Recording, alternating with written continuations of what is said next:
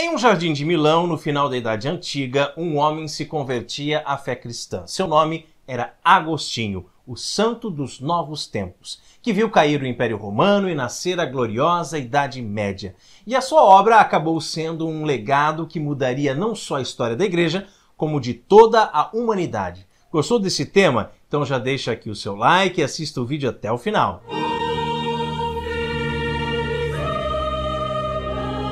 Vinde a Deus em meu auxílio, socorrei-me sem demora. A Idade Média é o período de 1000 anos que vai de 476, queda do Império Romano do Ocidente, até 1453, ano da tomada de Constantinopla pelos turcos otomanos e a derrocada do Império Bizantino. Nesse período, o pensamento cristão foi muito importante, influenciando a sociedade como um todo e lançando as bases da civilização ocidental. Esse já é o 16º vídeo da nossa série sobre a história da Igreja. Você está acompanhando? Se perdeu alguns vídeos anteriores, basta procurar pela playlist com esse mesmo nome, A História da Igreja, que nós vamos deixar também aqui embaixo na descrição desse vídeo, ok? Antes de falar do gênio de Santo Agostinho, que perpassa toda a era medieval, é importante ressaltar a muito útil divisão entre o Ocidente e o Oriente para compreender a própria história da Igreja. Ao transferir a capital do Império para Constantinopla, Constantino cria uma antipatia entre os dois lados do território romano. Enquanto a parte oeste é cada vez mais marcada pela cultura romano-latina, preferindo inclusive o uso da língua latina, a parte leste é fortemente influenciada pelo helenismo e pelas culturas orientais, usando o idioma grego.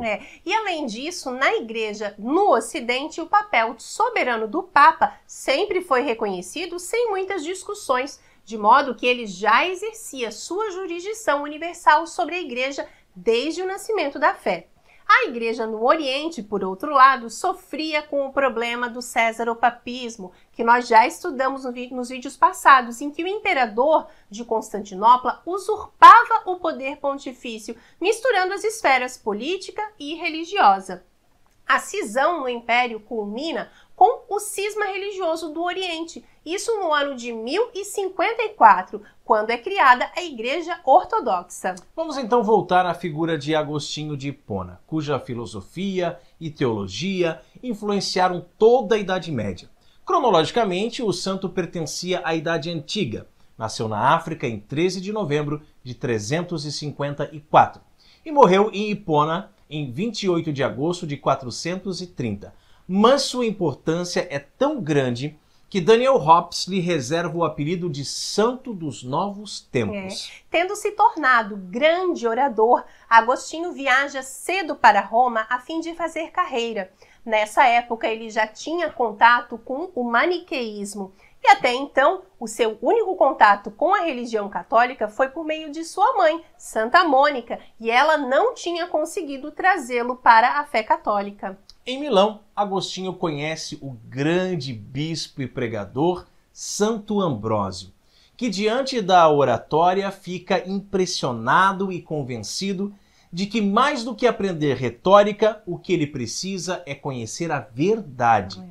Nessa ocasião, ainda preso às paixões carnais que o arrastavam desde a sua adolescência, a narração de um tal Ponticiano o faz repensar a sua vida. Ele conta para Agostinho a vida de Santo Antão e fala de jovens na própria cidade de Milão que se decidiram firmemente em abandonar tudo o que tinham para servir a Deus na castidade e na vida escondida.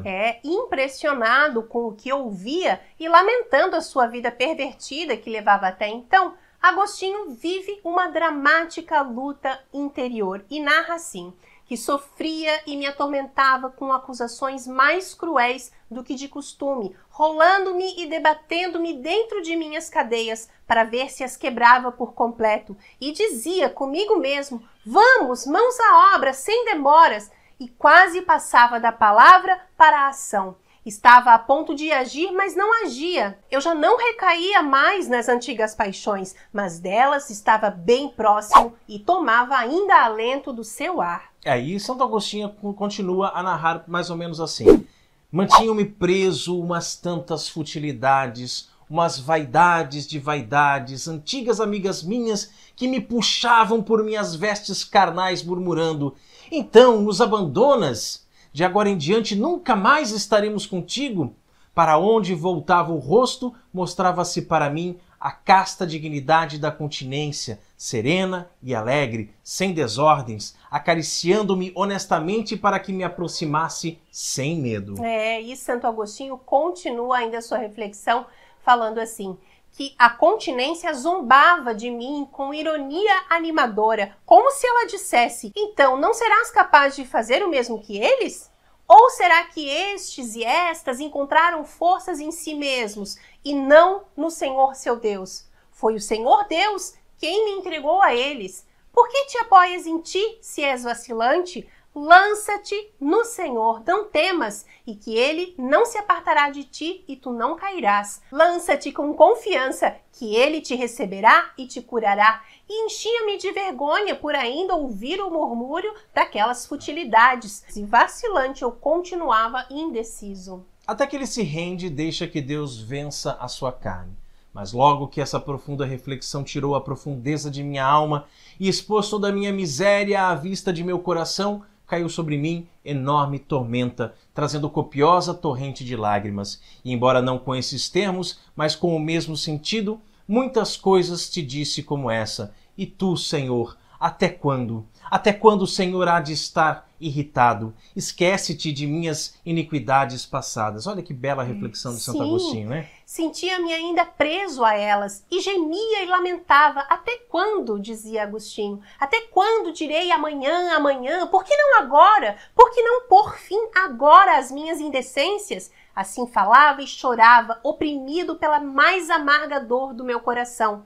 Mas eis que de repente ouço da casa vizinha uma voz, de menino ou menina, não sei, que cantava e repetia muitas vezes: toma e lê, toma e lê, toma e lê. E continua o relato do santo. Logo mudando de semblante, comecei a buscar com toda a atenção em minhas lembranças se porventura essa cantiga fazia parte de um jogo que as crianças costumassem cantarolar, mas não lembrava de tê-la ouvido antes. Reprimindo as lágrimas, levantei-me. Uma só interpretação me ocorreu. A vontade divina mandava-me abrir o livro e ler o primeiro capítulo que encontrasse. Peguei-o, abri-o e li em silêncio o primeiro capítulo que me caiu sobre os olhos. Não caminheis em glutonarias e embriaguez. Não vivas nos prazeres impuros do leito e em leviandades. Não em contendas e rixas, mas revesti-vos de nosso Senhor Jesus Cristo. E não cuideis de satisfazer os desejos da carne. Não quis ler mais, nem era necessário. Quando eu cheguei ao fim da frase, uma espécie de luz de certeza se insinuou em meu coração, dissipando todas as trevas de dúvida, relata Agostinho. É até emocionante, né? E com aquela página das Sagradas Escrituras aberta, começa a ser escrita uma nova página da história. A conversão de Santo Agostinho não mudou somente a sua vida, mas toda a história da Igreja e da própria humanidade. Na vigília pascal próxima, ele, seu filho Adeodato e seu amigo Alípio são batizados por Santo Ambrósio. Depois, Agostinho volta para a África.